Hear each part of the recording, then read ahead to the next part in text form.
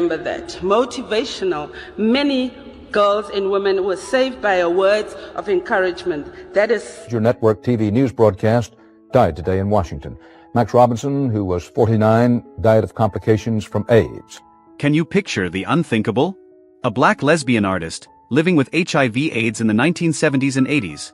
A time when the diagnosis alone was enough to end a career, a friendship, even a family bond. Back then, many stars weren't just denied medicine, they were denied dignity. Some were abandoned by their own loved ones, left to die in silence with no one to grieve them. Behind closed doors, what really happened? Who left behind desperate suicide notes that no one ever opened? Who clenched their teeth through unbearable pain because they couldn't afford the drugs that might have kept them alive? Today's video uncovers the haunting stories of 23 black lesbian artists who slipped through history's cracks. Women erased by stigma, their voices silenced, their deaths never fully acknowledged. Are you ready to confront the truth that society chose to ignore, all because of one word that carried the weight of a curse? Stigma. Prudence Nobantu Mobile. Prudence Nobantu Mobile, a name etched in courage, but remembered in heartbreak. She wasn't just a South African activist, she was a trailblazing feminist who dedicated her life to lifting up women silenced by violence, stigma, and HIV/AIDS. In 1992, when the world still treated HIV like a curse, Prudence stepped into the fire and publicly revealed her own diagnosis. She didn't do it for headlines. She did it so no woman would ever again have to live in the shadows of fear, as she once did. Her story began with betrayal, not at the hands of a stranger, but from someone she trusted, who assaulted her and left her with more than just physical scars. From that wound came her resolve. She refused silence. For the next 20 years, Prudence became a voice where shame tried to bury truth. She fought for sexual rights, created safe spaces for women, and founded the Positive Women's Network, a lifeline for thousands rising from despair.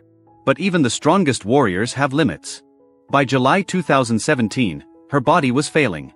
She collapsed, unconscious, her immune system destroyed. An ambulance rushed her to a hospital, only for the doors to be shut in her face.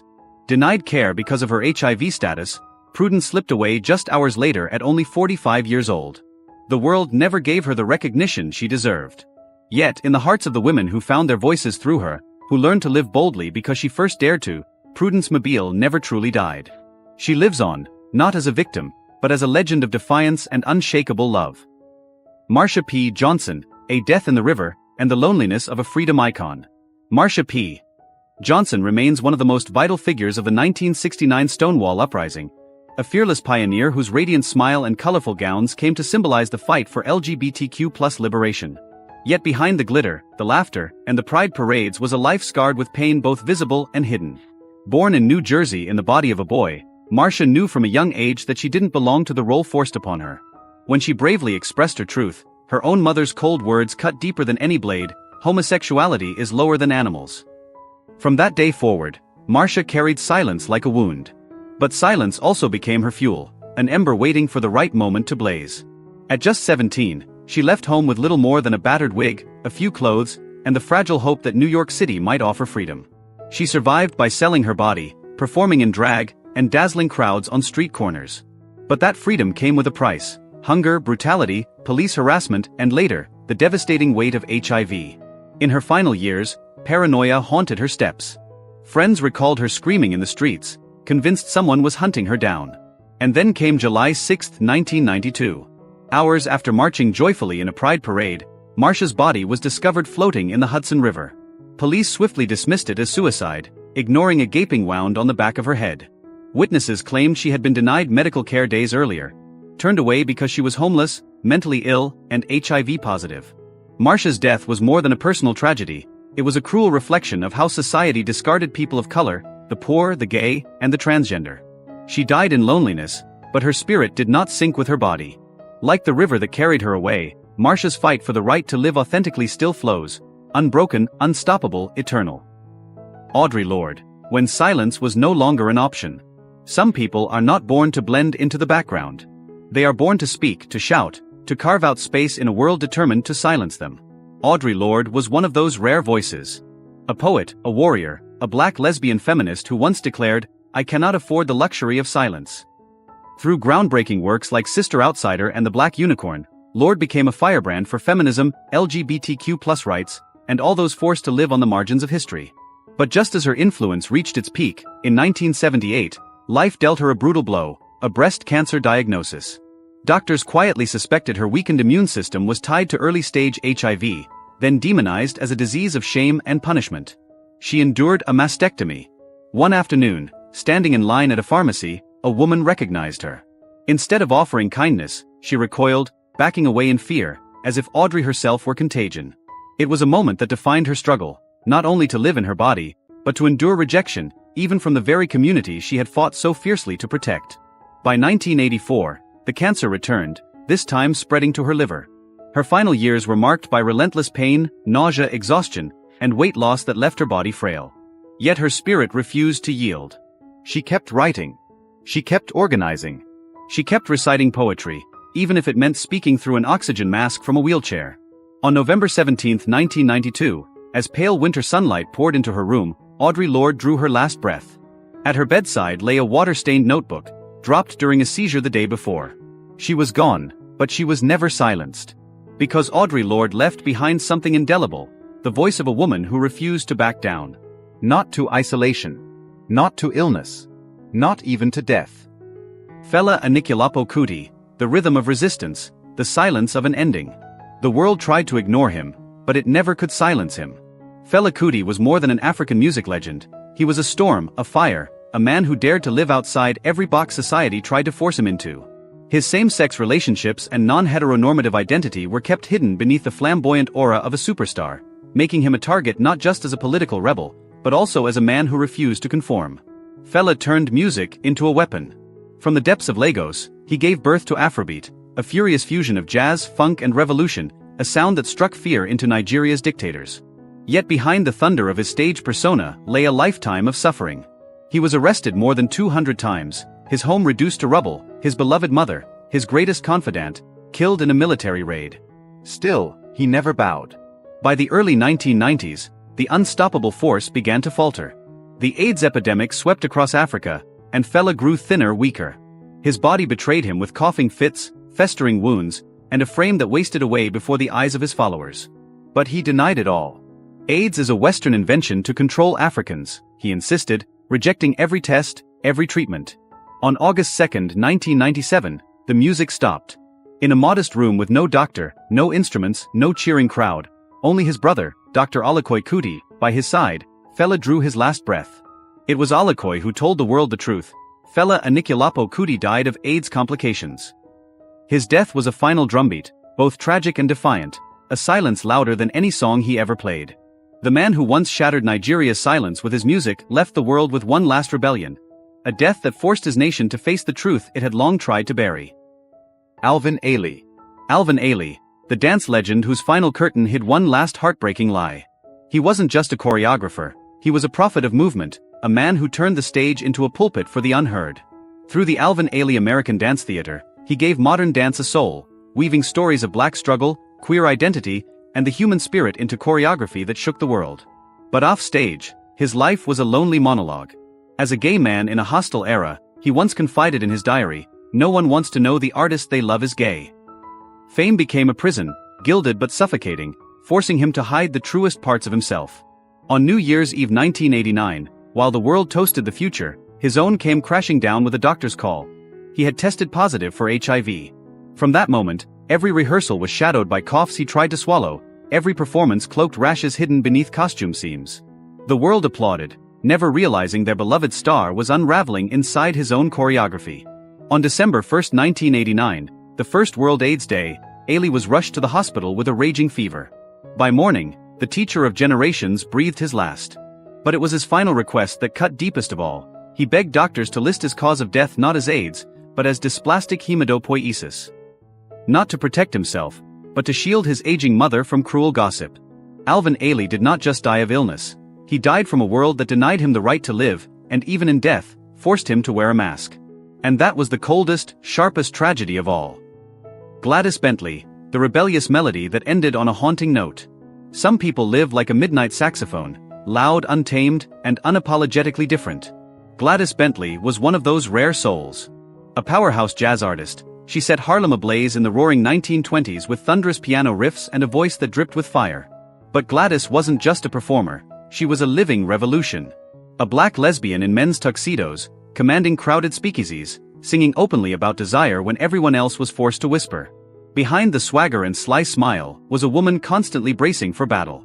Every song she belted out was more than entertainment. It was defiance, a shield against prejudice and the venom of those who branded her a witch and cursed that she'd never die a decent death. And perhaps, in some cruel twist, life answered. By the late 1950s, her once unstoppable body began to betray her. A throat that swelled, a cough that refused to leave, red patches spreading like shadows across her skin. In private diary entries, she confessed confusion and fear, writing that each sunrise felt like another fight to simply breathe. Doctors had no answers. Friends drifted away. The clubs that once shook with her music now echoed with silence. On January 18, 1960, Gladys Bentley took her last breath in a small Los Angeles apartment. The papers called it acute pneumonia. But years later, whispers from a former nurse painted a darker truth. Bentley's body bore the unmistakable signs of immune deficiency. What the world would one day call AIDS, though in her time, no one dared speak its name. Her life ended in shadows, but her music, her defiance, and her fearless love still blaze like that saxophone in the night. Unforgettable, rebellious, and forever untamed. Bayard Rustin. Bayard Rustin, the architect of history, and the price of silence. In that iconic photograph of the 1963 March on Washington, Martin Luther King Jr. stands front and center, the voice of a movement. But hidden just behind the wooden podium, blurred and unnamed, stands the man who built the entire stage, Bayard Rustin. He was the strategist who wrote the blueprints, the organizer who coordinated every bus, every march route, every song, and the leader who delivered 250,000 people to Washington without a single drop of blood spilled. Yet history erased him. His crime? Being gay in a world that refused to see him as equal. In 1953, Rustin was arrested in Pasadena after being affectionate with two men in a parking lot. The punishment? 50 days in jail. From that moment on, he lived under a shadow. Wide-brimmed hats and high collars weren't for style. They were armor, a shield from the world's gaze. Even his closest allies whispered, "Don't appear in the media anymore." Then came another blow. In 1964, a doctor delivered a quiet verdict, HIV. The words were followed by a handshake and a hushed apology, "Don't tell anyone." Rustin nodded. He understood. Silence had become his burden. And when whispers of his illness leaked, funding from civil rights organizations vanished overnight. On August 24, 1987, Bayard Rustin died at Lenox Hill Hospital in New York, after days of agonizing abdominal pain. The official cause, a perforated small intestine, a brutal complication of AIDS. No grand eulogy, no monuments, no thunderous applause for the man who gave a movement its stage. He passed in silence, just as he had lived. But when his loved ones entered his office the next morning, they discovered a small folded note beneath an old journal. The handwriting was steady, deliberate, every word a parting truth. "I've been silent too long. And I don't want anyone else to die for their silence." No one knows when he wrote it. Maybe during a sleepless night, maybe after his final test results. But those words remain his truest legacy. After a lifetime of being pushed into the shadows, Bayard Rustin's voice finally rang out, clear, defiant, unforgettable. Joseph Beam. Joseph Beam, the writer in the shadows, who slipped away in silence. Some artists are only fully seen once they're gone, their unwritten words haunting the spaces they leave behind. Beam was one of the first to boldly put into print the lives, struggles, and loves of black gay men at a time when even a single stray glance could mark someone for exile. As an editor, activist, and author of the groundbreaking anthology In the Life, he wielded literature like a shield against erasure. But the plague of his generation, the AIDS crisis, showed no mercy, not even to those who spent their lives giving voice to the voiceless. When Kaposi's sarcoma spread across his chest, when the fever stretched endlessly through the night, Beam knew his time was slipping away. Still, he refused treatment, not out of courage, but out of dread for the pitying and disgusted stares that had broken so many before him. So he kept writing under the dim glow of a desk lamp, pouring himself into Brother to Brother, the book he hoped would serve as a time capsule, a vessel for memory and survival. On December 27, 1988, in the freezing silence of a Philadelphia night, Beam collapsed over his manuscript. The pen was still resting across the page when death claimed him, just 3 days before his 34th birthday. Yet he did not leave his words unfinished.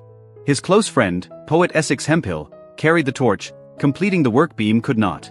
3 years later, Brother to Brother emerged into the world, not only as a farewell, but as a manifesto for a silenced generation. A book born in the shadows, but destined to keep their voices alive. Rudy Lewis. the soaring voice that ended in silence behind the velvet curtain. Some singers are born to electrify the stage, only to vanish into shadows no one dares to see. As the second lead vocalist of the Drifters in the early 1960s, Rudy's voice was pure fire, powerful, tender, and unforgettable in hits like Some Kind of Wonderful, Up on the Roof, and on Broadway.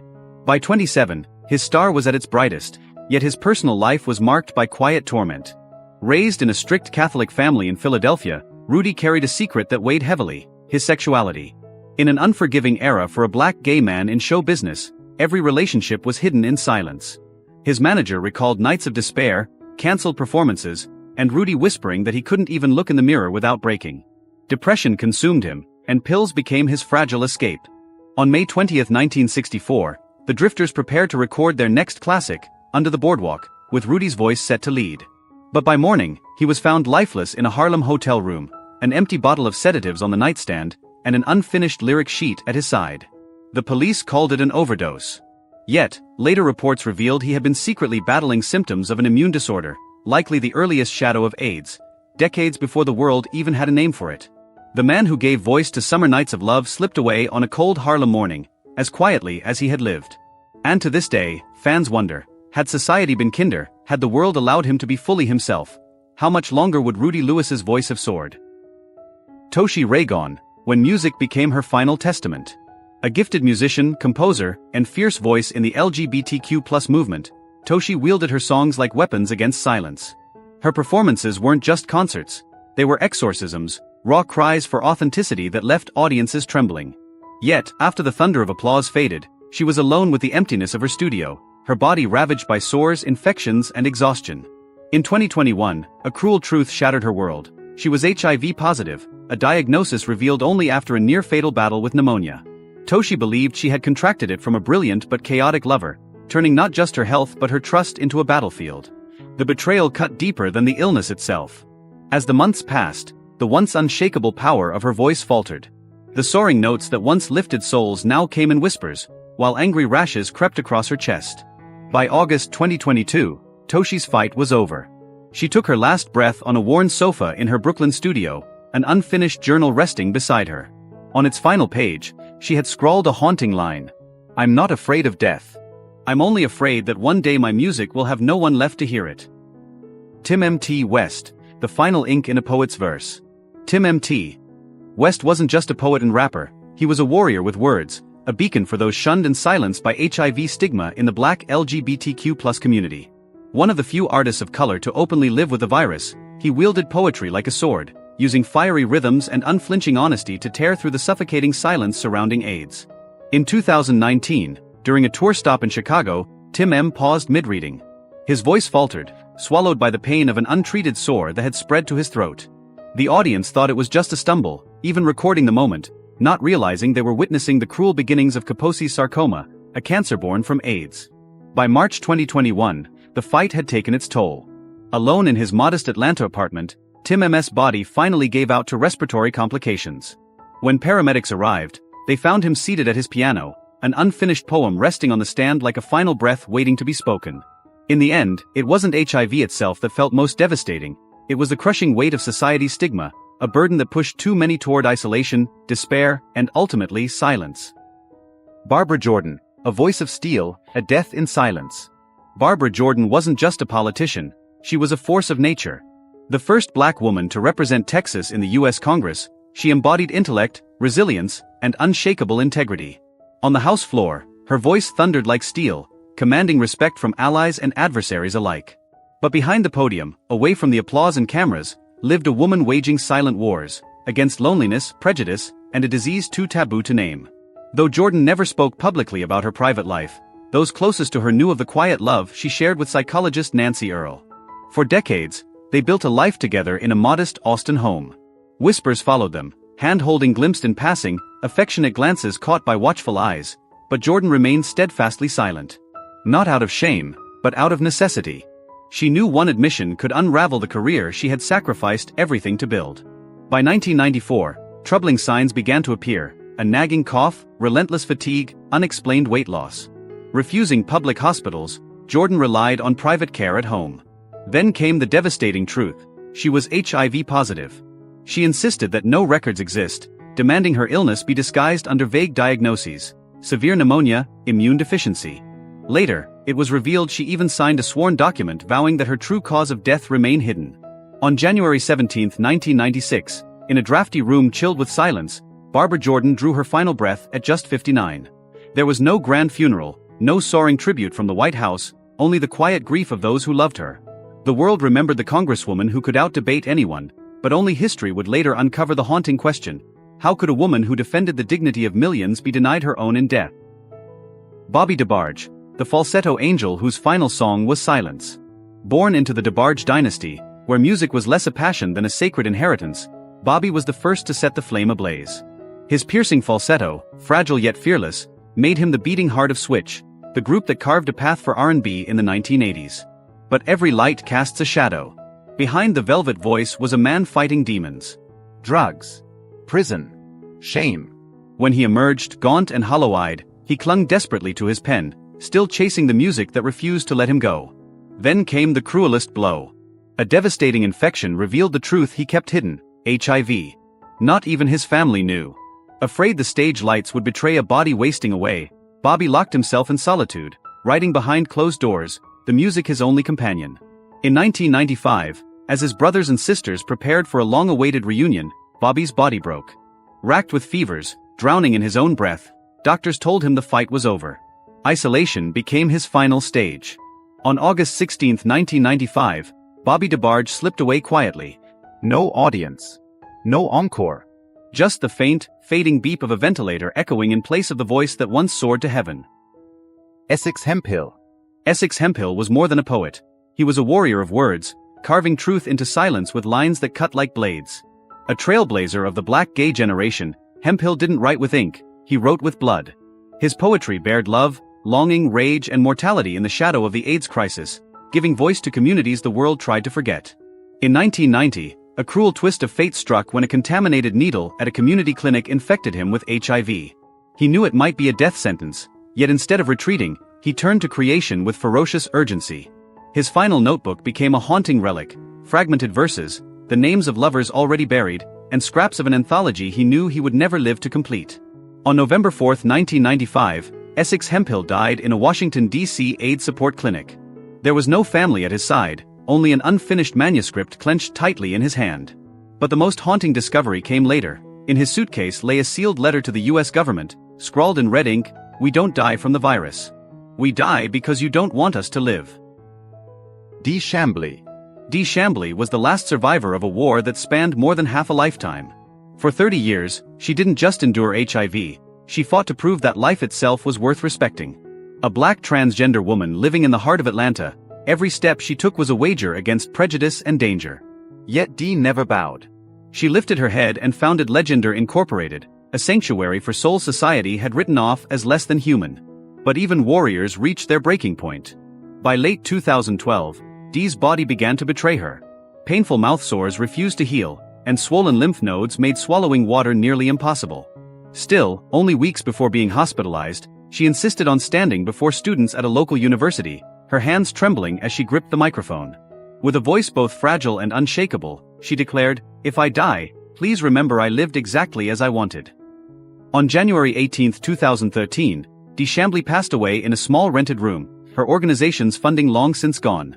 But what stunned those who knew her was what she left behind: a petition tucked inside her suitcase, never submitted, demanding that transgender people be buried under their true names. It was a modest dream, yet one that remained unfulfilled. Even in death, her final wish was a fight unfinished. Asato Saint turned every line of poetry into a battlefield for freedom. He wrote as if each word carried the pulse of a bleeding heart. One of the first black artists to live openly with HIV, he transformed the virus that was destroying his body into a manifesto of life itself. His music thundered, his poetry burned, and his love for his partner, John Hallgrim, became his fiercest weapon against the crushing isolation of AIDS. But when John died in 1993, Asato crumbled. He stopped performing. His once vibrant Brooklyn apartment turned into a cell where his body, ravaged by intestinal infections, withered day by day. Still, he refused silence. Too weak to hold a pen, he taped his final poem to the wall, a last act of defiance against oblivion. On June 29, 1994, just an hour before his passing, a neighbor recalled him asking for the window to be opened wide. Sunlight poured across his bed as he whispered, almost to himself, "Death isn't frightening. Being forgotten is the real death." Then, with a breath as faint as the last line of a poem, Assato Saint slipped away, leaving behind an unfillable void in the history of Black queer American culture. Octavia E. Butler, a dreamer who wrote in darkness, and whose death remains shrouded in mystery. The first Black woman to break through with resounding success in the world of science fiction, Butler built entire universes of survival and resilience, as if preparing for her own final battle. In her last years, her body betrayed her, crippling hypertension, neurological decline, deep depression, and mornings marked by violent, bloody coughs. Doctors whispered theories of tuberculosis complications, even HIV/AIDS, suspicions never confirmed, but forever haunting the margins of her story.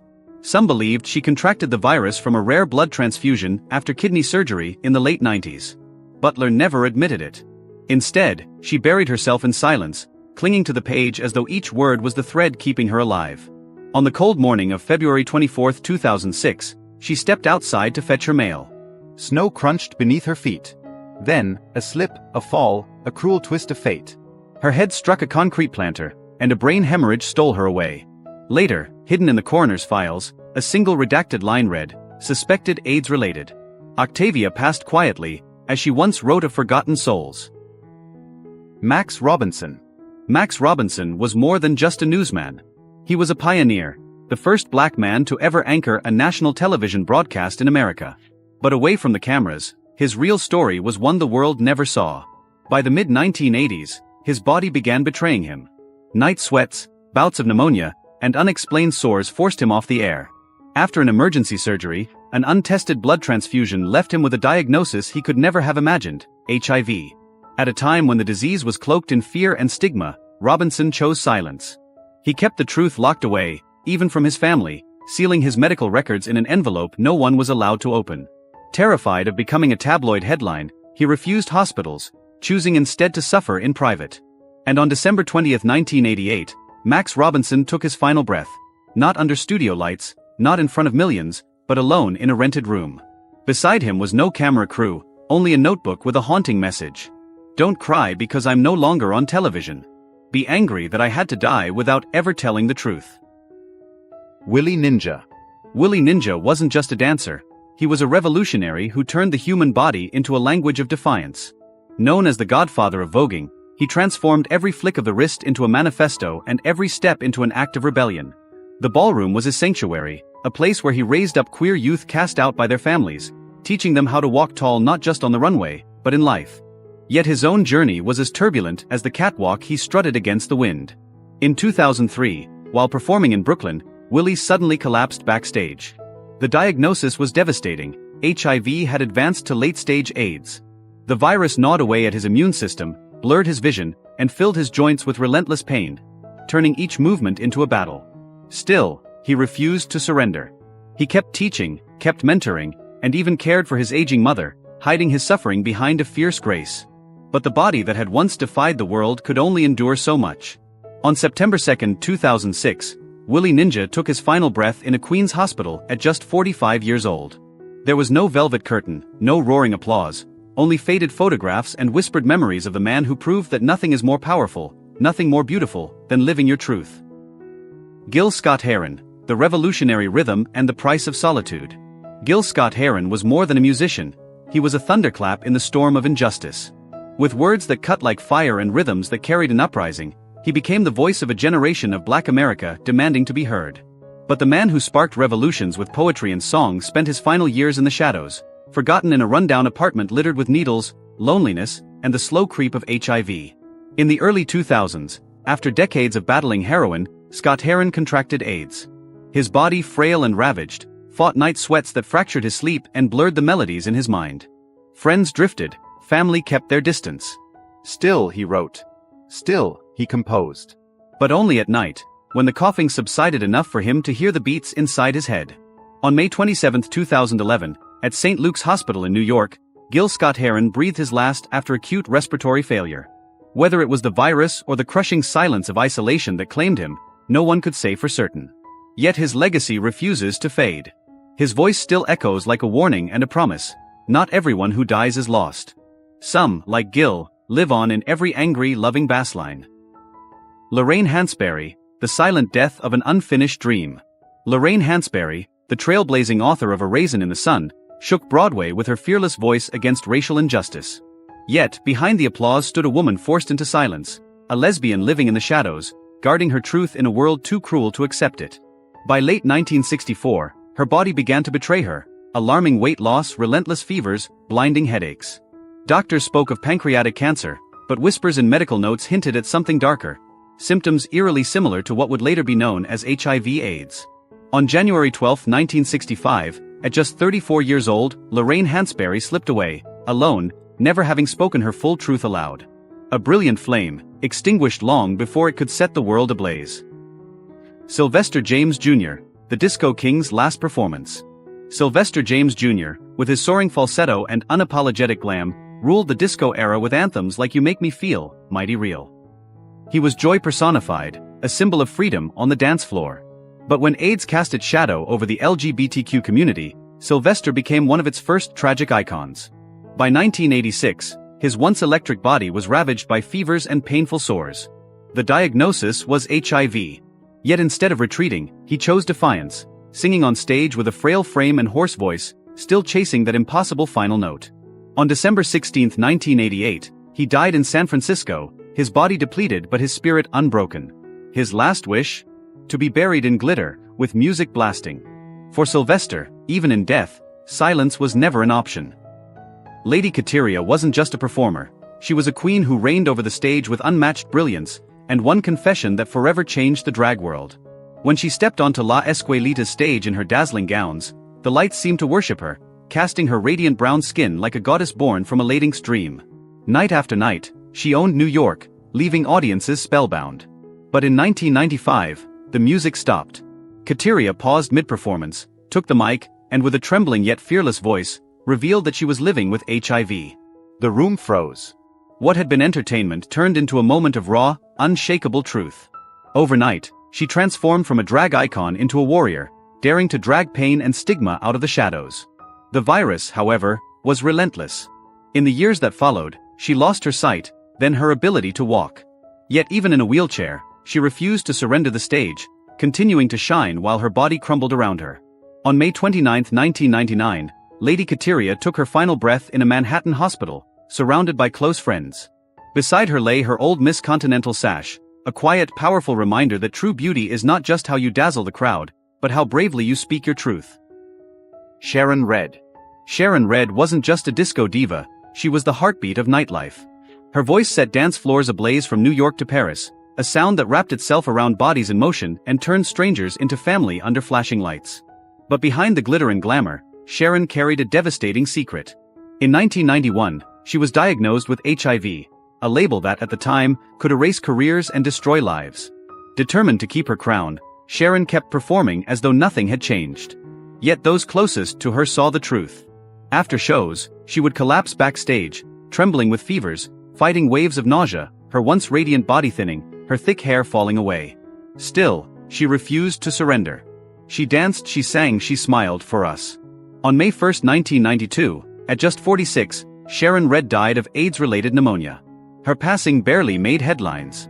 But within the black music community, her death was a thunderclap, a chilling reminder of how many bright flames AIDS was stealing at its peak.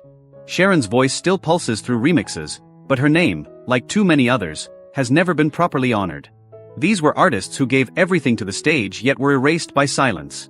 Some left behind despairing notes. Some begged doctors not to reveal the truth to protect their mothers from cruel whispers. Some weren't even granted their true names in death.